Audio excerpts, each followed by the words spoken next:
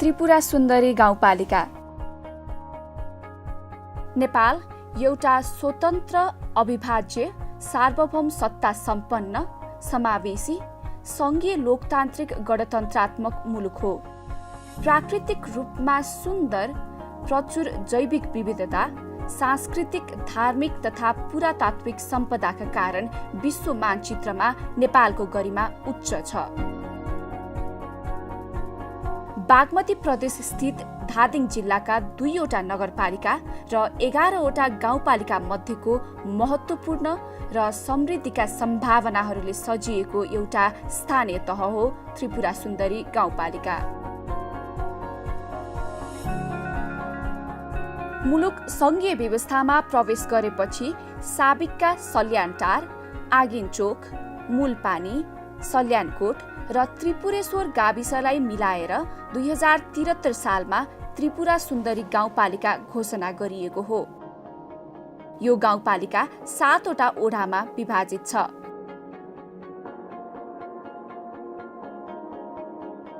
यसै गाउँपालिकामा पर्ने चर्चित धार्मिक स्थल त्रिपुरा सुन्दरीको नामबाट गाउँपालिकाको नामाकरण गरिएको हो।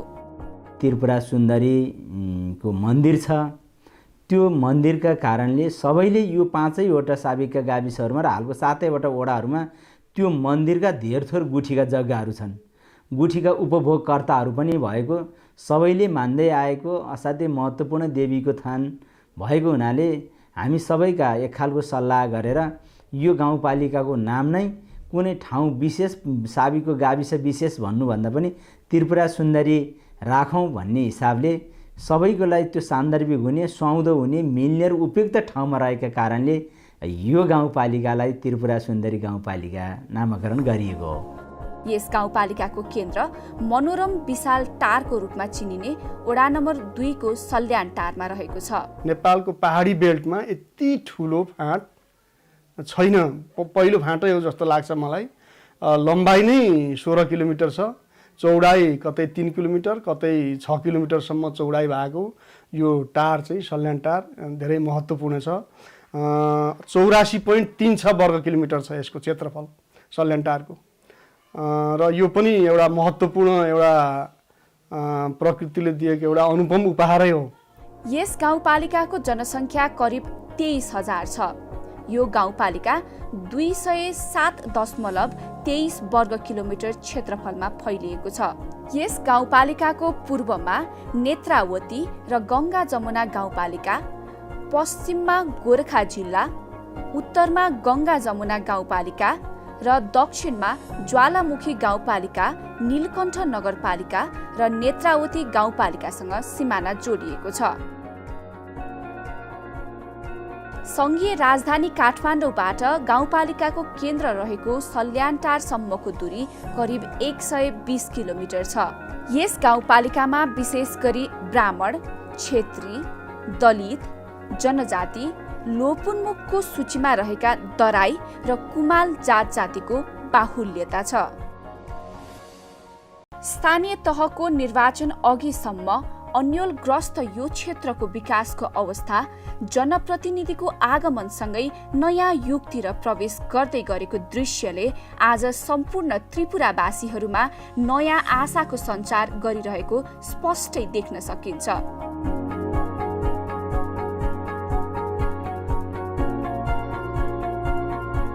हामी निर्वाचित भएर आउँदा लगभग यो गाउँपालिकाभित्र 300 लगभग घरधुरीमा बत्ती, बिजुली बत्तीको पहुँच थिएन। हामीले त्यो सबै घरमा बत्ती पुर्याउँ भन्ने अवस्थामा लाग्यौँ। बत्तीहरूको पनि अहिले अब सम्पन्न भएको छ। सबै घरधुरीले बत्ती, केन्द्रीय लाइन, विद्युत जडान गर्नुभएको छ, सुविधा लिनुभएको छ। सबैभन्दा पहिला खुला दिशामुक्त गाउँपालिका घोषणा गर्ने हामी गाउँपालिका पनि हो। यो भूकम्प पछिल्लो चरणको अवस्थामा तहस नहस थियो। त्यो पछाडि अब हामीले बिस्तारै यसलाई सरसफाइतर्फ पनि उन्मुख गर्नुपर्छ भन्ने कुराहरूमा लागिरहेका छौँ। यो त्रिपुरा सुन्दरी गाउँपालिका मात्रै होइन, अब गङ्गा जमुना गाउँपालिकासम्मका मान्छेहरू, नागरिकहरू विद्युतको महसुल बुझाउनलाई धादिङबेसी जानुपर्छ। पैसा 50, 60, 100, 80 रुपियाँ लाग्ला, तर यहाँबाट 2000 खर्च गर्नुपर्ने स्थिति छ। यहाँबाट 300 भाडा लाग्छ जान, आउन 300 600 भयो। यहाँबाट गादिन काम गरेर भ्याउनु हुन, बिचमा खाना खानु पऱ्यो, बेलुका बास बस्नु पऱ्यो, त्यो 100-150 रुपियाँ पैसा बुझाउँदाखेरि 2000 खर्च गर्नुपर्ने स्थिति भयो। यो जटिलतालाई मध्यनजर राखेर हामीले जिल्ला विद्युत प्राधिकरण लगायत अब हामीले केन्द्रसम्म पुगेर पनि अहिले एउटा पहल गरिरहेका छौँ। पर्यटन, कृषि, जलविद्युत, पशुपालन, फलफुल खेतीका लागि यो क्षेत्रको सम्भावना उच्च छ। यो गाउँपालिकाको प्रमुख पर्यटकीय आकर्षणको रूपमा त्रिपुरा सुन्दरीको मन्दिरलाई लिने गरिन्छ। मङ्सिर महिनाको अवसर पारेर भगवतीको स्वरूपलाई बाजा गाजा सहित गाउँको मन्दिर भनेर चिनिने वडा नम्बर 6 आगिनचोकबाट वडा नम्बर 2 स्थित बेसी ल्याउने प्रचलन परापूर्व कालदेखि हालसम्म पनि जारी छ। यो विशेष अवसरमा यहाँ धार्मिक पर्यटकहरूको घुइँचो लाग्ने गरेको छ।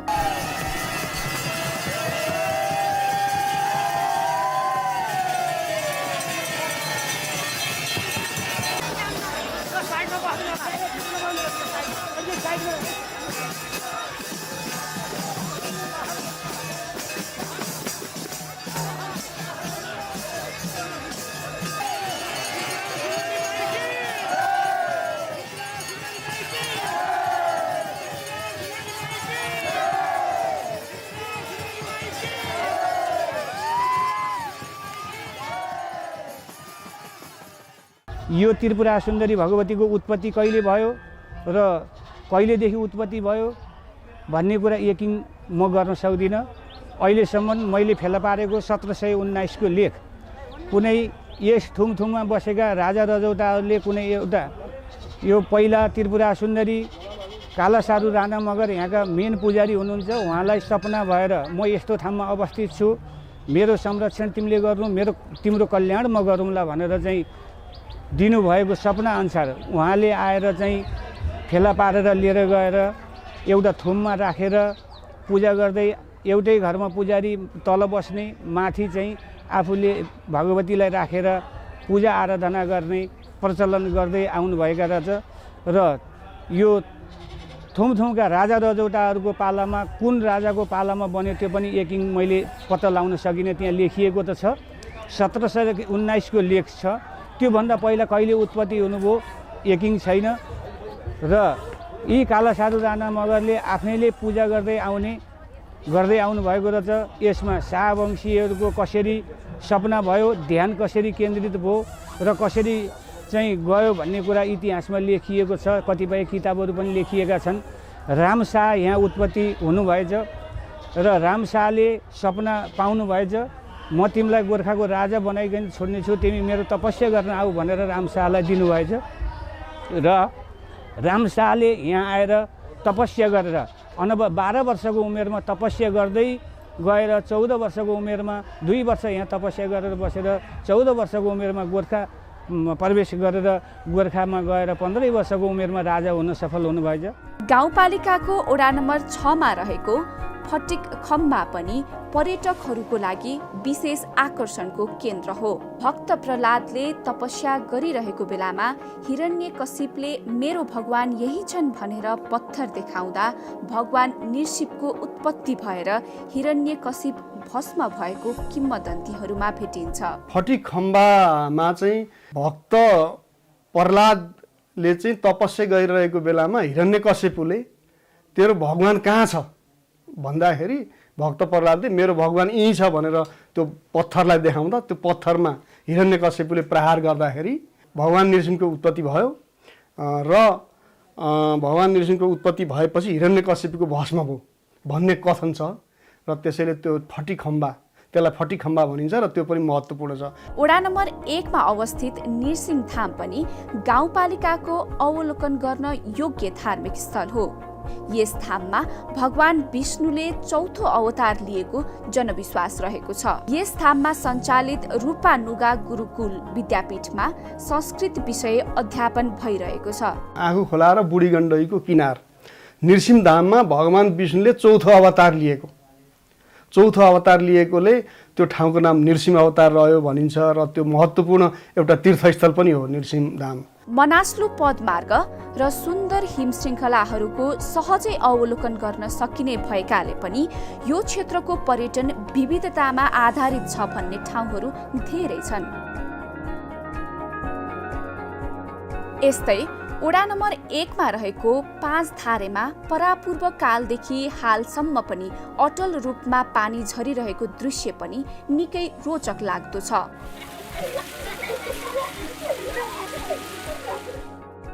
वन जङ्गल, खोला नाला, चोक चौतारा, ग्रामीण परिवेश, स्थानीय बासीहरूको रहनसहन, वेशभूषा र संस्कृतिले यहाँ पुग्नेहरूलाई निकै आनन्दित तुल्याउँछ।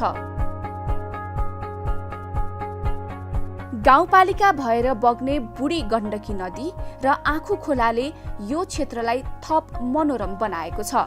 विद्युत उत्पादनका दृष्टिकोणले मुलुककै नमुना योग्य मानिएको 1200 मेगावाट क्षमताको बुढी गण्डकी जलाशय युक्त जलविद्युत आयोजनाको प्रभावित क्षेत्र भएकोले पनि राष्ट्रकै समृद्धिमा त्रिपुरा सुन्दरीको योगदान अतुलनीय छ। कृषि उत्पादनका दृष्टिकोणबाट पनि त्रिपुरा सुन्दरी उर्वर भूमि हो।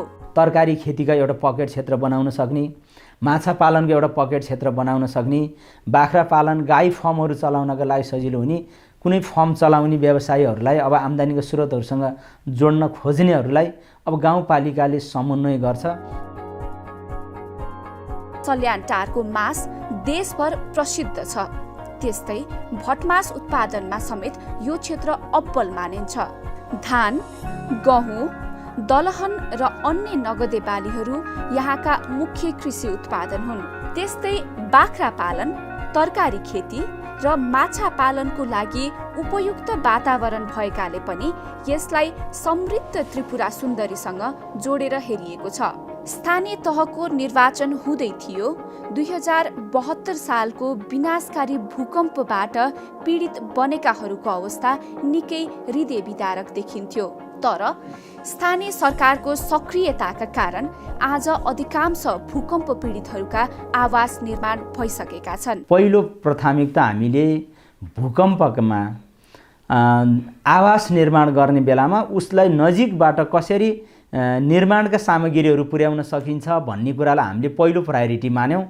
त्यस कारणले हामीले कतिपय अवस्थामा त्यसलाई त्यो बस्ती स्तरमा सडकहरू पुर्याउने कुरामा निर्माण सामग्री टाढाबाट बोक्न नपरोस् भन्ने आशयले पहिला हामीले बस्ती स्तरसम्म हुँदाखेरि एउटा अस्थायी सडक संरचनाहरूलाई पनि निर्माण गऱ्यौँ र त्यहाँ पुर्यायौँ। सुरक्षित विद्यालय भवनहरू पनि निर्माण भएर हस्तान्तरण हुने प्रक्रियाको अन्ततिर पुगिरहेको दृश्यले जनप्रतिनिधि र कर्मचारीहरूको लगनशीलतालाई स्पष्ट रूपमा झल्काउँछ।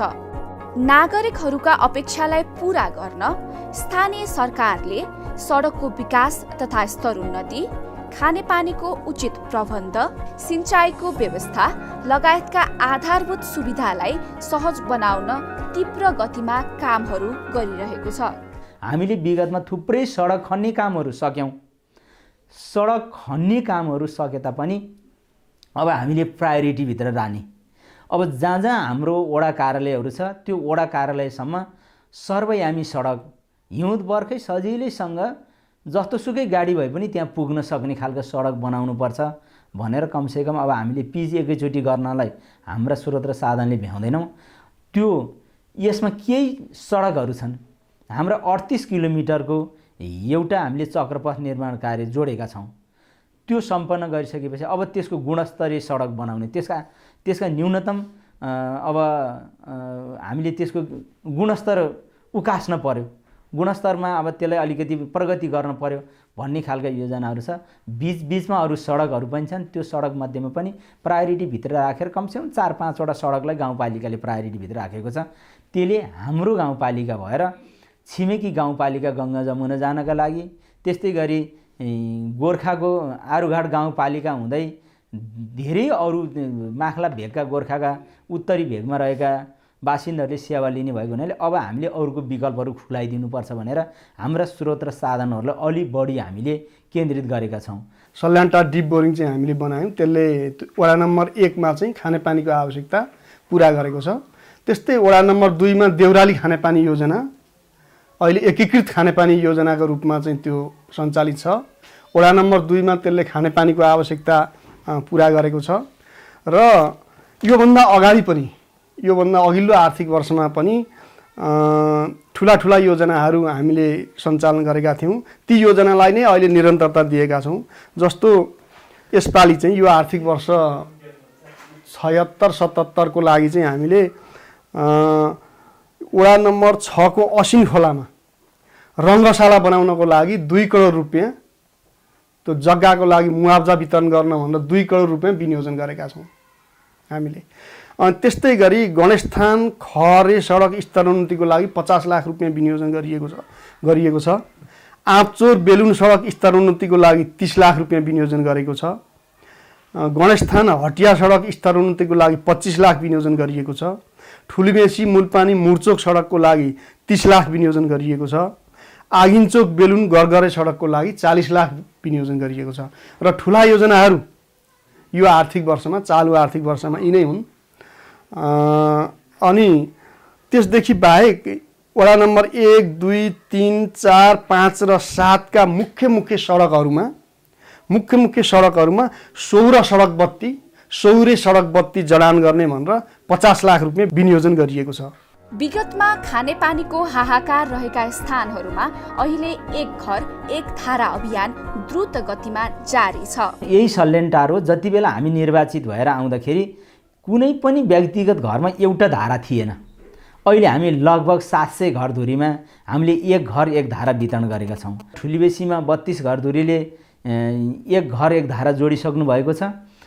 त्यस्तै गरी माख्लो पोखरा र माख्लो मुलाबारी तल्लो मुलाबारीमा केही घरहरूले लगभग 150 घरधुरी सम्पन्न गरिसक्नु भएको छ। अरू घरहरू पनि त्यही अवस्थामा छ।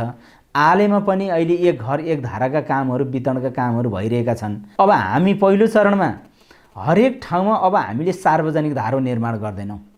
हामीले सबैलाई जति घरलाई पुग्छ एक घर एक धारै वितरण गर्ने हो। गुणस्तरीय र व्यवहारिक शिक्षाका लागि गाउँपालिकाले शैक्षिक सुधारका कामहरूलाई पनि विशेष अग्रसरताका साथ अगाडि बढाइरहेको छ। स्वास्थ्य सेवामा नागरिकहरूको पहुँच वृद्धि गर्न गाउँपालिकाले एम्बुलेन्सको व्यवस्था, स्वास्थ्य चौकीमा औषधिको सहज उपलब्धता लगायतका सुधारका कामहरूलाई त्यत्तिकै प्राथमिकता दिएर अगाडि बढाइरहेको छ। स्वास्थ्यलाई हामीले एउटा प्राथमिकताभित्र राख्यौँ। हाम्रो 7 वडाहरूमा जस्तो स्वास्थ्यका युनिटहरू खडा भएका छन्। अब यही गाउँपालिकाभित्र पनि यही सल्यानटारमै 2 नम्बर वडामा सल्यानटार प्राथमिक स्वास्थ्य केन्द्र भन्ने छ, जहाँ अहिले हामीले 15 बेडको एउटा हस्पिटल सञ्चालन गरेका छौँ। त्यो पहिला असाध्यै जीर्ण अवस्थामा रहेको भूकम्पले जोखिमपूर्ण भवनमा थियो। त्यो नयाँ भवन सम्पन्न गरेर त्यो भवनमा अहिले हामीले जग्गा खरिददेखि लिएर गएर जग्गा बन्दै गरेका सबै कुराहरूलाई व्यवस्थित गरेर अहिले हामीले यहाँबाट सेवा दिइरहेका छौँ। सबै स्वास्थ्यका क्षेत्रमा हामीले सबै वडाहरूमा पुगेर सबै वडाहरूमा स्वास्थ्य चौकीहरू छन्। स्वास्थ्य चौकीहरूलाई सुरक्षित र व्यवस्थित ढङ्गबाट अहिले हामीले स्वास्थ्य सेवाहरू प्रदान गर्दै आइरहेका छौँ। त्यस्तै गरी हामीले सबै वडाहरूमा हाम्रो बर्थिङ सेन्टर बनाएर राखेका छौँ। त्यहाँ अब सुत्केरी हुनु अग्रिम त्यहाँ आएर बस्न 7 दिनसम्म त्यहाँ हुन आउने र कुरालाईसम्म खाना बस्न मिल्ने घर व्यवस्था गरेका छौँ। खानाका व्यवस्थाहरू गरेका छौँ। कमसेकम उहाँहरूलाई त्यहाँ आउन सहजता बनाउने कुराहरूको व्यवस्था गरेका छौँ। एम्बुलेन्सको व्यवस्थाहरू गरेका छौँ। स्वास्थ्यमा सबै वडाहरूमा स्वास्थ्यको न्यूनतम पनि सुविधा लिन सकुन् भनेर सबै ठाउँहरूमा हामीले स्वास्थ्यको कुनै न कुनै एउटा युनिट खडा गरेर अहिले स्वास्थ्य संस्थाहरू पनि त्यहाँ पहुँच पुगिरहेको छ। गाउँपालिकाको समग्र विकासका लागि महत्त्वपूर्ण मानिने आय आर्जनमूलक गतिविधिहरू सञ्चालन, विभिन्न तालिम, गोष्ठी तथा भेलाहरू, चेतना अभिवृद्धि गर्ने कार्यक्रम, महिला सशक्तिकरण, बालबालिका, युवा, ज्येष्ठ नागरिक, अपाङ्ग र विपन्नहरूका लागि विशेष कार्यक्रम तथा सुशासन प्रवर्तनमा गाउँपालिकाले विविध प्रयासहरू गरिरहेको छ। गाउँपालिकावासीहरूलाई घर दैलोमै सरकारको अनुभूति दिलाएर सङ्घीयताको वास्तविक कार्यान्वयन गरिरहेको छ त्रिपुरा सुन्दरीको स्थानीय सरकारले। हाम्रो स्थानीय तहको चुनावभन्दा अगाडिको अवस्थालाई हेर्दा धेरै महिला दिदीबहिनीहरू चाहिँ आफू अन्यायमा पर्दा, घरेलु हिंसाहरू हुँदा प्रहरी चौकीमा जाने केही सचेत दिदीबहिनीहरू कतिपय अवस्थामा त्यो सम्बन्धी न्याय पाउने कानुनका कुराहरू थाहा नहुँदा प्रहरी चौकीमा पनि नजाने, जस्तो स्थानीय ठाउँमा पनि अब काहीँ उजुर बाजुर गर्न नजा, भन्न नजा भन्ने दबाब गर्ने, त्यसले गर्दाखेरि उहाँहरू चाहिँ त्यति न्याय पाएको अनुभूति हुन्थेन। केही एनजिओ आइएनजिओ महिला हक अधिकार सम्बन्धी काम गर्नेहरूको चाहिँ त्यसमा अलिअलि उहाँहरूले काम गर्नुहुन्थ्यो, अरू खासै घरबाट निक्लेर बाहिर जान नचाहने। त्यसमा पनि त्यो विभिन्न पार्टीहरूको दबावले, जस्तो चाहिँ राजनीतिक पार्टीको दबावले पनि नजा नभन, पार्टीको बेइज्जत हुन्छ, घर परिवारको बेइज्जत हुन्छ, त्यसमा चाहिँ हाम्रो इज्जत जान्छ, सहेर बस भन्ने कुराहरू गर्दा त्यति धेरै खुलेर आउनुहुन्थेन भने अहिले चाहिँ जस्तो यो समितिको संयोजक पनि महिला नै हुने प्राय गरेर, अनि उपाध्यक्षहरू महिला नै भएको कारणले गर्दा महिला नै हुने र धेरै कुराहरू खुलेर गर्न सक्ने, प्रचार प्रसार पनि बढी भएको र फेरि यो वार्ड वार्डमा पनि मेलमिलापकर्ताहरूलाई ट्रेनिङहरू दिइसकेको अवस्थामा उहाँहरूले धेरै खुलेर कुरा गर्नुहुन्छ र उहाँहरूलाई परेका समस्याहरू असाध्यै राम्रोसँग चाहिँ आएर यहाँ बहसमा छलफलमा भाग लिनुहुन्छ। हामीलाई जुन संविधानले दिएको अधिकार चाहिँ हामीले उहाँहरूलाई छलफल गराएर हाम्रो अधिकार प्रयोग गरेर मेलमिलाप गराउने तोकेर दिएका अधिकारहरू छ, त्यसमा चाहिँ हामीले राम्रै उहाँहरूलाई चाहिँ सहयोग गरिरहेका छौँ। महिलाहरूलाई एउटा सचेतनामूलक कार्यक्रमहरू जस्तो अलि पिछडिएको जात जातिहरू बस्ने ठाउँमा, जस्तो हाम्रो गाउँपालिकाको हकमा धेरै दलित जनजातिहरू पनि हुनुहुन्छ। जनजातिमा पनि यो साबिक सल्यानटार गाविसमा लगभग 65% दराई कुमाल जातिहरूको बाहुल्यता रहेको छ। जस्तो हामीले लैङ्गिक उत्तरदायी बजेट भन्ने पनि छुट्याएका छौँ। त्यसमा चाहिँ जस्तो कोही महिला दिदीबहिनीहरू हिंसामा पर्नुभयो, उहाँहरूलाई तत्कालै कुनै आर्थिक सहयोग गर्ने अवस्था छैन, आर्थिक खाँचो पर्छ, घर परिवारको सपोर्ट भएन, कोही समाजको सपोर्ट भएन भने त्यति बेला हामीले तुरुन्त उहाँहरूलाई चाहिँ उद्धार गर्नुपर्छ भनेर लैङ्गिक उत्तरदायी बजेट पनि हामीले छुट्याएका छौँ। हामीले चाहिँ धेरै किसिमका कार्यक्रमहरू गर्छौँ। आमा समूहलाई जिम्मा दिन्छौँ, महिला सहकारीहरूलाई जिम्मा दिन्छौँ। तपाईँहरूको काम यो पैसा जम्मा गर्ने, बचत गर्ने, ऋण लगानी गर्ने मात्रै होइन, हरेक कुरामा सचेत गराउनुहोस्। समस्या आइपर्दा तपाईँहरू आफै एउटा न्यायाधीशको काम पनि, न्यायालयको काम पनि गर्नुहोस्। एउटा सहकारीहरूले धेरै महिलाहरू हुनुहुन्छ, तपाईँहरू त्यही भित्रका कुराहरू हुन्। कोही नडराइकन अन्यायलाई चाहिँ तपाईँहरू नलुकाइकन, जो होस् श्रीमान श्रीमती, सासू बुहारी, छोरा दिदी बहिनी, देउरानी जेठानी, यसलाई निराकरण नगरिकन समाजमा सुधार आउँदैन भन्ने कुरा चाहिँ हामी एउटा हरेक सङ्घ संस्था व्यक्ति समूहको माध्यमबाट हामी चाहिँ गइरहेका छौँ। जनप्रतिनिधिको तीव्र इच्छा शक्ति, कर्मचारीहरूको कार्यकुशलता र स्थानीयवासीहरूको सहयोगका कारण त्रिपुरा सुन्दरी गाउँपालिका विकसित र समुन्नत बन्ने मार्गतिर निरन्तर अगाडि बढिरहेको छ। अब हामीले जे उत्पादन गरे पनि हामी 3 घन्टामा काठमाडौँ पुग्न सक्छौँ, अर्को 3 घन्टामा हामी चितवन पुग्न सक्छौँ, अर्को 3 घन्टामा हामी कास्की पोखरा पुग्न सक्छौँ। हाम्रो धादिङ बेसी लगायत आरुघाट बजारहरूमा हाम्रा सामान खपत हुँदैनन् भन्ने कुराहरू होइन। त्यसरी बरु गाउँपालिकाले आफ्नो ठाउँबाट योजना बनाउने, कुनै फर्म चलाउने व्यवसायीहरूलाई, अब आम्दानीको स्रोतहरूसँग जोड्न खोज्नेहरूलाई अब गाउँपालिकाले समन्वय गर्छ। हामीले विभिन्न सहकारीहरूसँग पनि समन्वय गरिरहेका छौँ। अहिले विभिन्न ठाउँहरूमा केही हामी कहाँ बाख्रा फर्महरू 5-7वटा बाख्रा फर्महरू 10-11वटा जति फर्महरू छन्। त्यहाँ केही फर्महरू असाध्यै राम्रा फर्महरू पनि छन्, राम्रोसँग 50-60वटा बाख्रा पाल्नु भएको छ। त्यो मोलबाट नजिकै खेती गरेर अर्ग्यानिक खेती, तरकारी खेतीहरू गरिरहनु भएको छ। त्यसले अरू समुदायलाई पनि टेवा पुर्याइरहेको छ। त्यस्तै गरी अरू हामीसँग सम्भाव्यता बोकेका ठाउँहरू चाहिँ हामी एउटा प्रस्तावना लैजान्छौँ। त्यो प्रस्तावनाको बिचमा सरकारले तर्फबाट हाम्रो पहलबाट मात्रै सम्भव नभएका कारणले एउटा त्यस्ता खालका फर्महरू सञ्चालन गर्नलाई एउटा कार्यविधि मार्फत अलिकति सहयोग गरिदिनुपर्छ, योजना बनाएर पठाउनको लागि हामी केन्द्र सरकारसँग पनि एउटा अनुरोध गर्छौँ। त्यस्तै गरी यो सडक बिस्तारै कालोपत्रे गरेर अब गङ्गा जमुना गाउँपालिकासम्म पुर्याउनु पर्ने छ। सरकारको लक्ष्य पनि छ 5 वर्षभित्रमा सबै स्थानीय गाउँपालिकाको कार्यालयसम्म कालोपत्रे सडक जोड्ने छ। त्यो कालोपत्रे सडक निर्माण गरिदिनका लागि हाम्रो पहलबाट मात्रै हुँदैन। यो त्रिपुरा सुन्दरी गाउँपालिकाबाट करिब हामीभन्दा 4-5 किलोमिटर गाउँपालिकाभन्दा 4-5 किलोमिटर तल सडक कालोपत्रे आइपुगेको छ। यहाँबाट जोडेर बिस्तारै माथि लानका लागि अब हामीलाई केन्द्र सरकारले सपोर्ट गरिदिनुपर्ने ठाउँहरू देखिएको छ। गाउँपालिकाको समृद्धिको यात्रालाई पूर्णता दिन सहयोगी निकाय, प्रदेश र सङ्घीय सरकारको भूमिका पनि त्यत्तिकै महत्त्वपूर्ण छ। समृद्ध त्रिपुरा सुन्दरी गाउँपालिका निर्माणको अभियान छिट्टै पुरा होस्, शुभकामना।